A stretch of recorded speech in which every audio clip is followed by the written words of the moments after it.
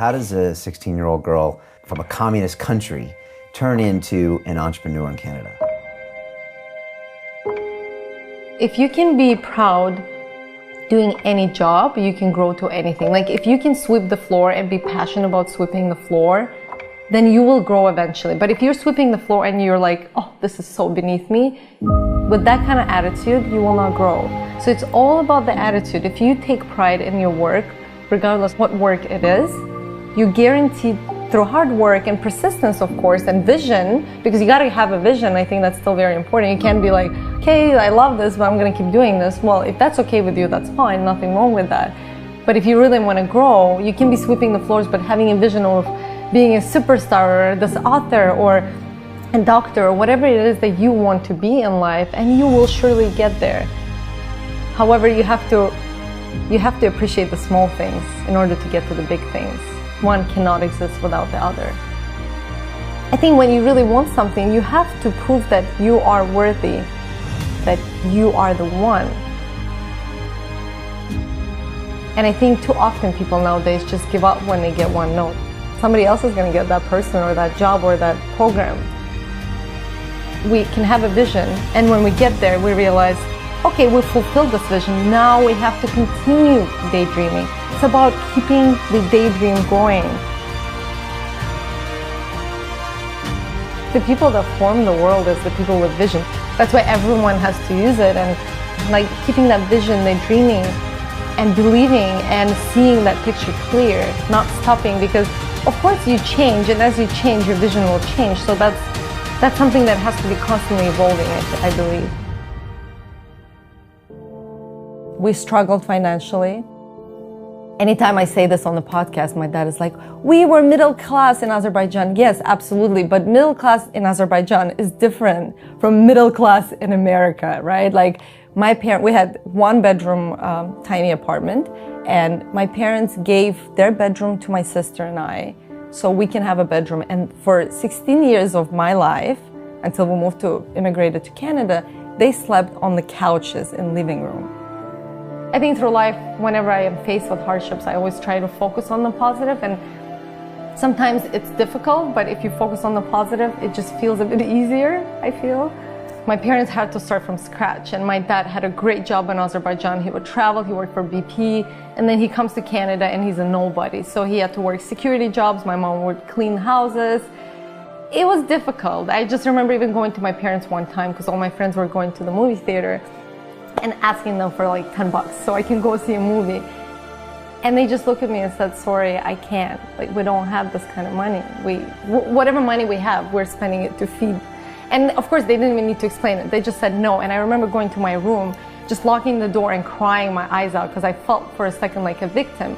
But then as soon as I felt that way, I realized, you know what? I don't need to be a victim. I can go and make my own money. Actually, this is great because I never want to depend on anyone, including my parents. So this from a young age of 16 taught me a huge lesson where I said, you know what? I'm going to go work whatever jobs. I'm going to make money. And you know what? I actually will help my parents because they brought me here.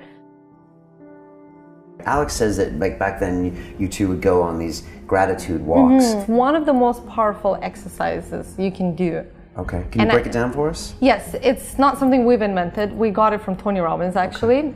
If you do his, I think, Get the Edge 10-day program, on day one, he talks about gratefulness walks, which is very simple. Every day you go for a walk. You can do it alone or you can do it with your partner. And the way you start it is you just start saying things that you're grateful for that you already have in your life. So you could say, I'm grateful for my body. I'm grateful for my eyesight. I'm grateful for, this beautiful city that I live in. So you start with things that are in the present. Then you can move on to, I'm grateful for my partner. I'm grateful for my friends and family. And then the magic part here is that you start saying things that you're grateful for that you don't have, but you want to manifest in your life. So we would go on these gratefulness walks while we're broke and just completely lost, don't know what we want to do in life. And we would say things like, I'm grateful for having this amazing business. I'm grateful for, that we get to travel the world together and that we're financially free and we have this beautiful home and all these things that we wanted to experience and live.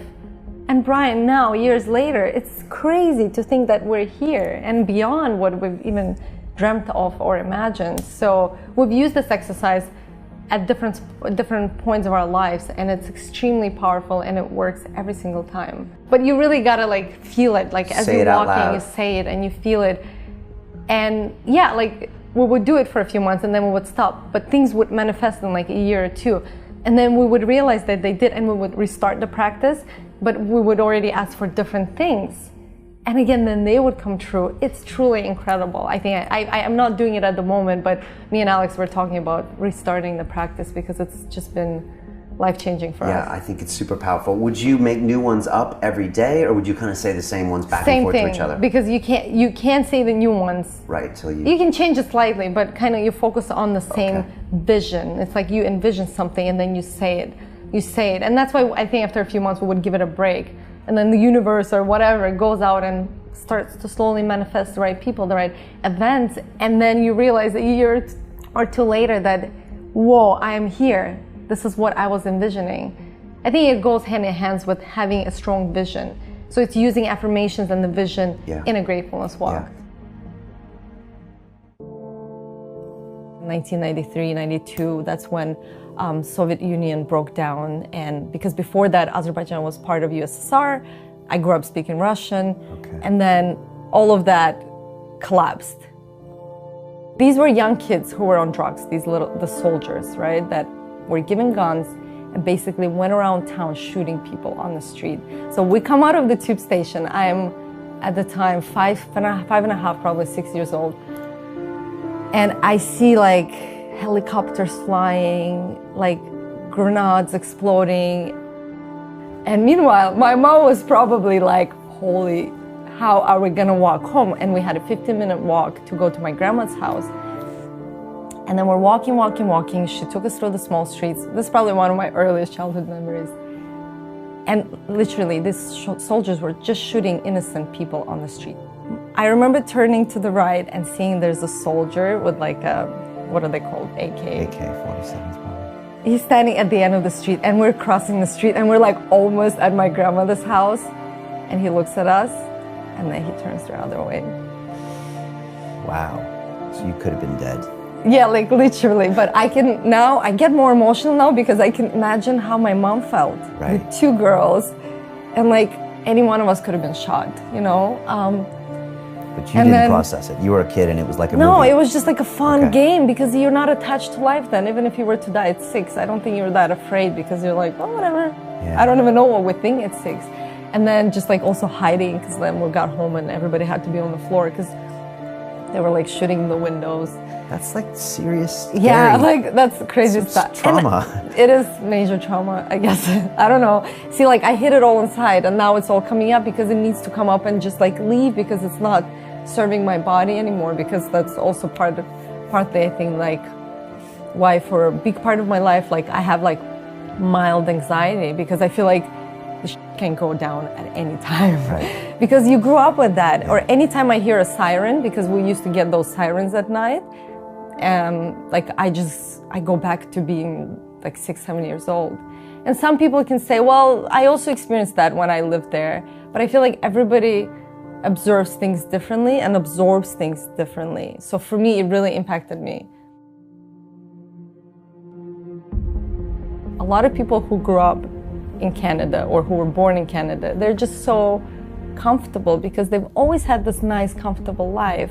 But the immigrants that come into the country, they're hungry and eager. If you look around Toronto, for example, one of the biggest, if not the biggest city in Canada, most of the businesses are owned by immigrants.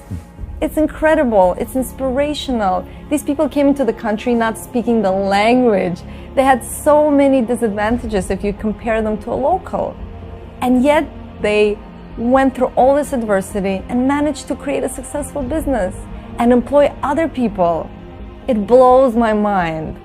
And why can they do that? How? Why? Because they're used to adversity. Adversity is good.